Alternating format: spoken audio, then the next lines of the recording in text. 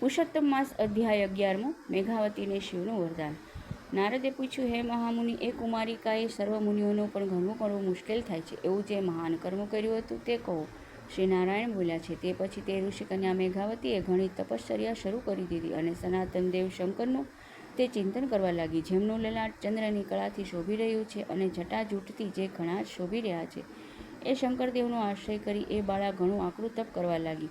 ગ્રીષ્મ ઋતુમાં સૂર્યમાં તે પંચાગ્નિના મધ્યમાં બેસતી, હેમંત ઋતુમાં તે જળ મધ્યે બેસતી, ચોમાસામાં ઘાસની પથારી કરી ઓઢ્યા વગર સૂઈ રહેતી, આહારમાં ફક્ત ધુમાડો જ ગ્રહણ કરતી હતી. તે કન્યા તપ કરવા લાગી. સર્વ દેવો તેને તપથી રોકી શક્યા નહીં અને સર્વ મહર્ષિઓમાં તે પ્રિય થઈ પડી. આ રીતે ઋષિકન્યા મેઘાવતીએ 9000 વર્ષ સુધી તપ કર્યું.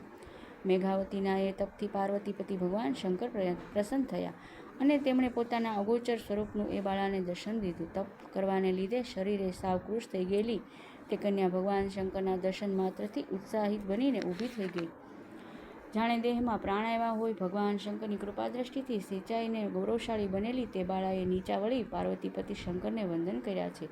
ભક્તિયુક્ત ચિત્ત વડે તે જગન્નાથની આ પ્રમાણે સ્તુતિ કરવા લાગી. હે પાર્વતીના પ્રિય પ્રાણનાથ, હે પ્રભુ શંકર, હે ભૂતેશ, હે ગૌરીશ, હે શંભો, ચંદ્ર સૂર્ય અગ્નિરૂપ દિવ્ય ત્રિનેત્રવાળા, ગળામાં સર્પોની માળા ધારણ કરનારા, હે પ્રભુ, આપને મારા નમસ્કાર છે. મનુષ્ય અનેક સંતાપથી ઘેરાઈને શરીરથી પીડાઈ રહ્યો હોય છે, ઘોર સમુદ્રમાં ઘણા જ ડૂબકા ખાતો હોય છે અને દુષ્ટ સર્પ સરખા કાળની તીક્ષ્ણ દાઢોથી દંશાયો પણ હોય છે, તો પણ શરણે આવેલા પર કૃપા કરનાર આપને શરણે આવીને સર્વ દુઃખો છૂટી જાય છે. હે જન્મ મરણને હરનારા, આપને હું નમસ્કાર કરું છું. હે પાપને હરનારા પ્રભુ, હું આપને શરણે આવી છું, મારી રક્ષા કરો. રક્ષ રક્ષ હે મહાદેવ, રક્ષ રક્ષ. એમ મન તથા વચનથી શંકરની સ્તુતિ કરીને એ તપસ્વીની મેઘાવી કન્યા શાંત થઈ. તેણીએ કરેલું એ સ્તોત્ર સાંભળી સદાશિવ ભગવાનનું મુખ કમળ પ્રસન્ન બન્યું. તેમણે તેની ઘણી સખત તપસ્યાથી સંતુષ્ટ થઈ આ પ્રમાણે કહ્યું છે.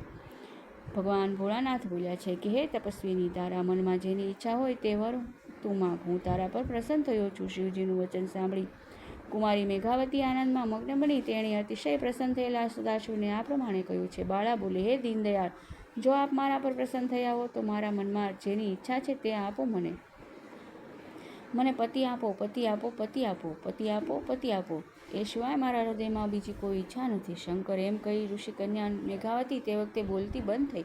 મહાદેવે તે મુનિ કન્યાને આ પ્રમાણે કહ્યું, હે મુનિ કન્યા, તે તારા મોઢે જે કહ્યું તે થાઓ. તે 5 વાર પતિની માંગણી કરી છે, તેથી હવે તારે 5 પતિ થશે. જે પોતાના ગુણોથી પ્રખ્યાત, શૂરવીર, દાનવીર, ધર્મનું આચરણ કરવાવાળા, જીતેન્દ્રિય, પરસ્ત્રી સામે કદી ખરાબ દ્રષ્ટિથી ન જોનાર, રાજવંશી, ક્ષત્રિયો અને ગુણોથી શોભનારા હશે.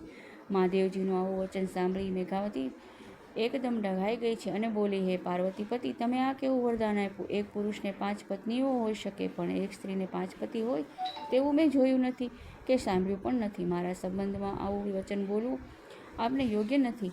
આપના આવા વરદાનથી જગત આખામાં મારી હાંસી થશે. હું આપની ભક્ત છું. આપ કૃપા કરી મને આવું અયોગ્ય વરદાન આપશો નહીં.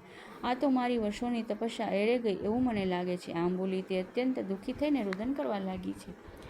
તેને આમ વિલાપ કરતા જોઈ ભગવાન શિવ બોલ્યા છે કે, હે ભયભીત થયેલી બાળા, આ જન્મમાં એમ નહીં થાય, પણ બીજા જન્મમાં એમ થશે. મહામુનિ દુર્વાસા મારી પ્રિય મૂર્તિ છે. તેમના શબ્દોનું તે અપમાન કર્યું છે. જો એ કોપાયમાન થાય તો ત્રણેય જગતને બાળી નાખવા માટે પણ સમર્થ છે અને સર્વદેવોને જે પ્રિય છે એવા ગોલોકપતિ ભગવાન કૃષ્ણનો પુરુષોત્તમ માસ તે કર્યો નથી અને ઉપરથી તેનો તિરસ્કાર કરી તેની નિંદા કરી છે. એ કારણથી તારા 5 પતિ થશે.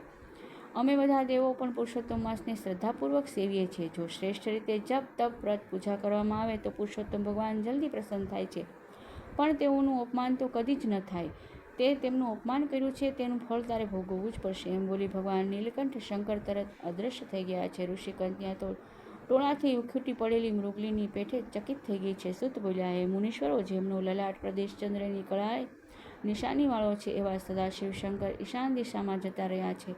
મુનિરાજની કન્યા મેઘાવતીની જેમ બાહ્ય હત્યાનો ઇન્દ્ર દુઃખી કર્યા હોત તેમ ચિંતા દુઃખી કરી નાખી, એવી આ ચિંતા તેને થવા લાગી છે. શ્રી બૃહદનારાયણ પુરાણના પુરુષોત્તમ મહાત્મ્યનું મેઘાવતીને શિવનું વરદાન નામનો 11મો અધ્યાય સંપૂર્ણ. કૃષ્ણ કનૈયા લાલ કી જય. પુરુષોત્તમ ભગવાનની જય.